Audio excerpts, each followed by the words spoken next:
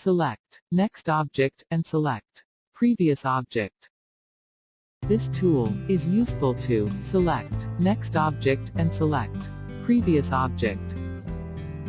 Here, we have some objects. Select one object.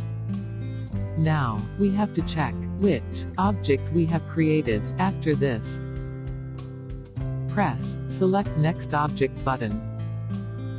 As we press the button, the next object will be selected. You can also do Previous Selection by pressing Select Previous Object button. We can also select the next object by pressing Tab key.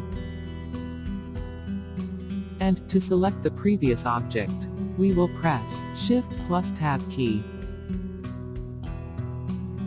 You can use both methods.